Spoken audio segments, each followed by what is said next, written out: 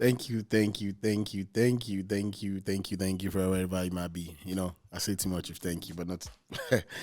All right, for you that might be listening, this is our first, late night audio episode on CTD Among Blacks, and I remain Oyebanji Akins. You can call me DJ All Too Fresh, and I have today with me this night, my lovely personal person. I'm gonna say it like that.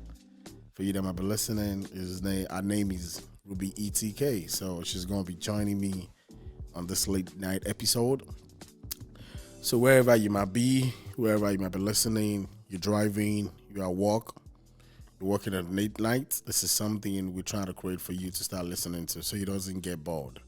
Wherever you might be around the world, and if you find yourself listening to this in the morning while you're going to work, I hope this particular episode help you to understand something. And the topic of today is called Hustle is Hustle. So I'm gonna be getting Ruby TEK to talk about from the Jensen side, and I'm gonna be talking from the 80s and just trying to share, you know, mid 80s, early 80s, however you want to call it, 70s, and having my experience.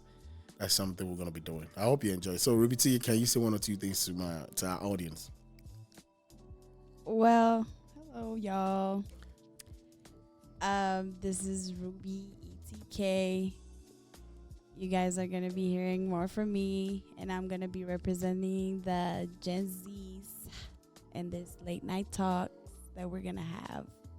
Thank you for that.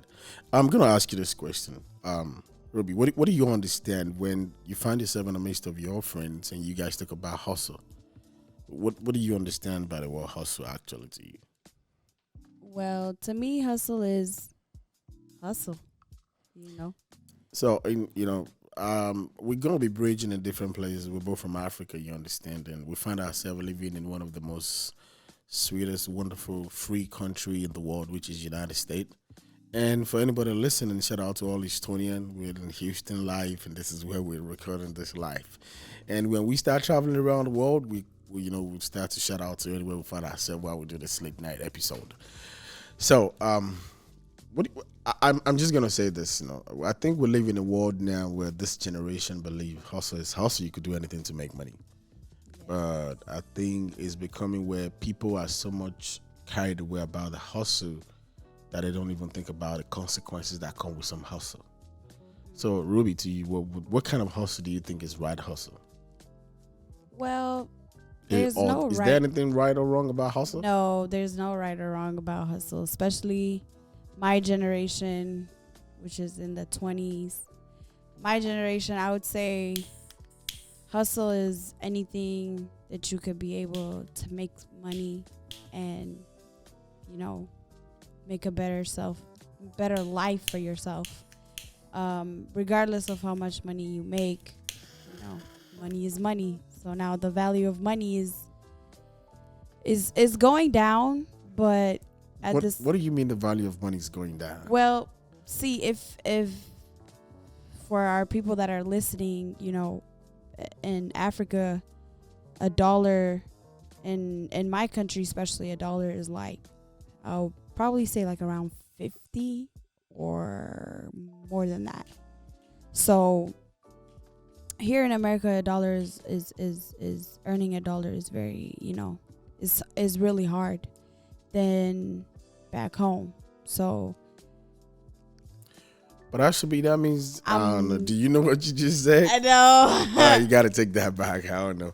But anyway, Well, I think what she's trying to say, if I understand, is about saying, the way we hustle now is making money not to be valuable enough for people. For like some jobs you might do, the money doesn't even make no sense because you yeah, feel like you're doing a lot. basically. If I understand what you mean. Yeah, But basically. so I'm gonna tell you like this from my own experience. I'm from precisely people that have been listening to me on the video version of CTD Among Blacks. I'm from Nigeria, and to me, hustle. I think a lot of people need to understand this generation now. Like, it is not even about the money; it's about what you build while you're making money. Mm, And I think a lot of people doesn't understand. Like in the olden days, it's not even about the money; yeah. it's about what you can give back to the people. The kind of job you find yourself doing. How happy are you going to the job?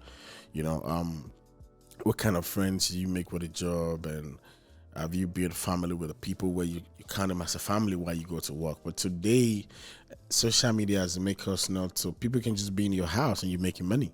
You don't got to be in people's face. You don't got to talk to no one.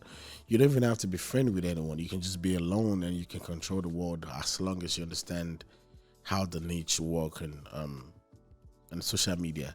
But I would just say this personally to me and for anybody that might be listening, as a Jensen, as oldies, as a young one, hustle is hustle. But please, we live in a section of the world now where social media keeps everything. You know, back in the 80s, back in the early 90s, you could do a lot of things and get away with it because there's no internet that could keep track with you. You know, there's you could do anything you want and nobody even know you. But now we live in a generation where social media becomes, internet becomes a place where people are compelled to want to show what they're doing. You know, I'm going to 9 to 5 job. I'm doing cybersecurity. I'm doing a business. I feel like I got to put it online. And every time we're so carried away, put it online, we're literally putting something in history that now this generation can easily search and get a fact. In my own time, there's some things I would tell you I get away with, and you can't even know about it till I would die. But now in this generation, it's like you can't even get away with nothing. So now, for any Jensen out there where you might be, when you talk about hustle, it's hustle. Don't get carried away that most of the things you're doing can be tracked. You know, you wake up in the morning. I told somebody 2 weeks ago, I said, just follow somebody for 2 weeks on social media. That will tell you their mindset, the kind of things they post, the kind of thing they tweet, the kind of post they like, what they comment, what they post in their WhatsApp, on their Snap, on their Instagram for 2 weeks. That will give you a glimpse of who people are. And that's one thing I think for a Jensen, the guy to understand now. Like, don't be carried away about what you see and controls you from not becoming who you need to become. You know, people can be going on different platforms to make money, but what is the world going to talk about them in the next 40 years? You understand what I'm saying? What do you think about? How do you see that yourself? I don't know. Maybe you might have some question you want to ask me, but this is a section between me and you where you can just ask me anything, just share my own views. But personally, to me, wherever you might be listening, this is CTDAmongBlacks, and my name is Oyebanji and Akins. You can call me DJ O2 Fresh, and I have with me on this particular night audio episode Ruby ETK that have been joining me to share our own views about how what is called hustle to their own world. So, I have one question to ask you. what's the question? And is more of for not, I wouldn't say for Gen Z's, but it's more of for, like, the people that were born in the 80s, in the old good old days. Let me put it at that. So, do you feel like, us being in America and everything, there's Uber, there's different ways to make money, like Uber, DoorDash and all that stuff. So, do you feel like most Africans in America be able to do those type of works and not let their pride get in the way of them doing that stuff? Actually, that's a big one you asked, and I'm glad you asked it, and thank you for you bringing that up. Anyway, I think there's a lot of steps people don't consider into that part when you come to America, but I'm make it in a quick way for people that might be listening. So for you, Nigerian, that you're in America, I hope you can listen to this part, and for you, Nigerian, that you're back home, or anywhere you might be, if you're an African, you're an American, that you have a Nigerian as friend, and you see them struggling, or you have an African as friends, and you see them struggling with some things when you throw it to them. So I'll break it down my own, using my own personal, a little bit of facts of my life and people that I know. So most Nigerians that come from Nigeria are doing well. Our economy is just bad. But I mean, we're doing well. Some people have homes. Some people already built up their own house, working in the bank or something like that. But one of the reasons why I think most priority people travel is because we're being told when you come to America, you're going to be better than where you are. And there's going to be security, there's going to be lights, there's going to be good roads. So when you watch movies in America and back home, you see everything's clean. You're like, man, I gotta be in this place. And when a lot of people come down to United States, what happened is half of us might not want to agree with this. A lot of people might not agree with me. We're being subjected to the job where it makes us question what we watch in the movie. You know, you might be a graduate from home once you come into the United States. In respect of how you might come in, even though you got your green card or you win a visa lottery, you're still scared. You're scared because you don't understand the system. You don't understand somebody to show you how to apply for a job. Now, if you're smart enough to know how to go on Google, to know how to do all these things, and you find yourself in the midst of working in a corporate place, you're still having a stigma like, I'm a Nigerian, I'm an African. You know, I gotta watch my step. I gotta do this. I gotta be able to do this. Now, this is a story about a friend of mine that shared. Somebody close to me shared a story like this, and the story go like this: He was given a job. He worked in a place where they want him to do the job for 3 months. Right? He didn't know, and he finished the job within 1 week. So he went back to his boss and was like, what else do you want me to do? And he said, like, the boss had to look at him like, you finished this within 1 week? Okay, but we're going to give you something else to do. So while he was being given something, as somebody in the office luckily was able to call him and say, what you did for 1 week is something you have to do for a whole 3 months. It was like, damn, I didn't know I was supposed to do that.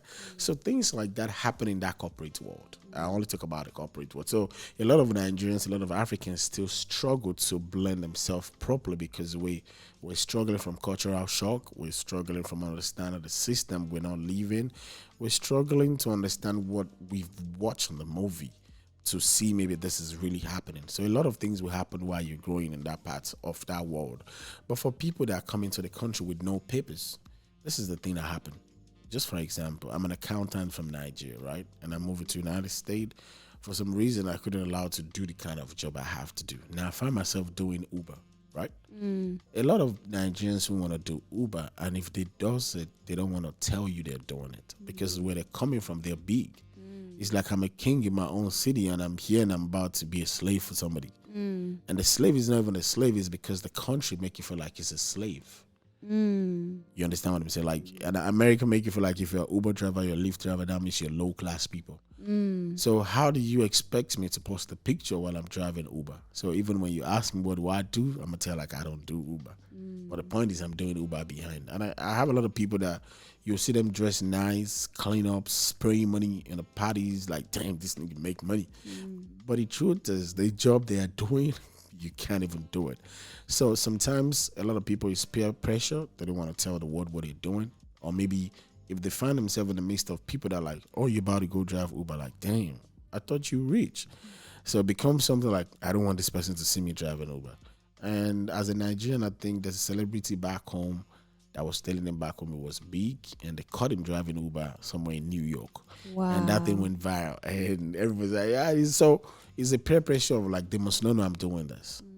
So that's one of the reasons a lot of Nigerians, I can say about Nigerians, I don't know about any other countries. Like when we come in, we're skeptical about the job we want. But mind you, you will be shocked. There are a lot of Nigerians that I know vividly that when they come into the country, they are doing the most worst job. Now, those ones are people that they are not bold enough to express themselves. They are not bold enough to speak a lot of English words. So they prefer to work in warehouse. And you see them like, bro, I can help you to get this kind of a job. And, it's going to fit into you. But they will never admit to you that they don't want to confront a white person, a black person speaking too much of English. So I'm just going to stick to the job that doesn't require me to say too much of words. So some people tell like, I don't like working with people. I just like to work alone. Nah, it's not about you to work alone. So I think that's what I can answer about that question saying, why do a lot of Africans come to America and they don't want to do the job? It's more because we're kings and queens from home. A lot of us are, irrespective of what we're doing. It's like I'm in my city. I can tell you how to move. You can tell me how to do this. So coming to a country where in America you got to clock in, clock out, it's a lot of things being changing. In Nigeria, we don't have clock in, clock out. It doesn't exist. There's nothing like you got to clock in, you got to clock out. I got to know this when I got to the United States. So knowing like if you don't clock in, you don't get paid. If you don't clock out, they're going to tell you like, why didn't you clock out? So that becomes something like you're trying to fight yourself to understand. They don't have too much of sass or ma'am. They call you by your name. So imagine me coming from a country where when they talk to me, they got to talk to me like, sir. All right, sir. Good morning, sir. And I find myself in a country where a 19-year-old boy just called me by my first name in my workplace. So I got to process it. Right, like, is that boy not disrespectful calling me my name? So a lot of things like that come in place. It's a big topic. Like we might have to talk about it entirely on its own. Like how why some Africans struggle with the kind of job they do in America. But that's just a paraphrase of how I could tell you on that part. I hope I've been able to answer the question. I'm just gonna say this: we're talking about hustle is hustle, and I'm just gonna bring out some basic things for you. If you're an African and you listen to this, and I'm gonna give you some basic things that I know I've crossed my path that you can easily do. There's a lot of jobs online that they want you to review movies. If you're a very brilliant person, that you feel like you're very, very brilliant, there are a lot of websites. There are a lot of websites that they want you to just, you know, read books and review it. There are a lot of websites that they want you to do assignment for people that exists in this United States. If you know how to find your ways around it, there are a lot of websites that they want you to do school assignments for students. You get paid for that. So if you find your way around it, you could do that. That's something you could do. Hustle is hustle. You could do Uber if you got your papers right. You could drive Lyft. You could find yourself doing Amazon Flex. You could find yourself. There's a bunch of jobs now that has to do with driving. Me talking to you, I've done all the things I just mentioned to you, except I didn't do nothing about trying to write papers for people anyway, so don't quote me on that. But I've drive Uber, I've drive Lyft, I've done Amazon Flex, I've done driving for people where you deliver food. Some people will buy it like in their store and they will tell you like they'll pay you well if you have your own vehicle. Those are the things you could do. Like that, this doesn't have to even do with app. They're out there on Google when you Google them like being a driver. And you could be a medical driver too. I've picked kids to school. I've been a medical driving people to the hospital. These are jobs that if you're a person that don't feel comfortable to work in the midst of people, all you got to do is find a small car, you got your papers right, and that's something you could jump on to start doing. And then, I find myself working in the IT world. I've worked in hospitals. I've worked in the tech world where I was really, really working with telecommunications, and I've worked in the mechanic in America. I've been a driver helping people trying to work with the furniture people. I've done a lot of works that I felt like I can be bold of, and that is where we want to wrap this particular episode with. It's like, please, as an African, as a Nigerian, when you find yourself in America, when they tell you hustle is hustle, please respect the law of the land. Don't get carried away about telling you. I've had a lot of people get a victim of somebody will walk up to you and tell you, like, can I use your account to do this deposit real quick and I'm gonna pay you 10%. Please ask questions from people. Don't be so gullible because you're so in a situation where you feel like the money has to be something you have to make, and you find yourself giving your account and they pay you 10%, and 2 years later you got to pay the entire money you be sent back home. So Google is a place you search things you don't understand.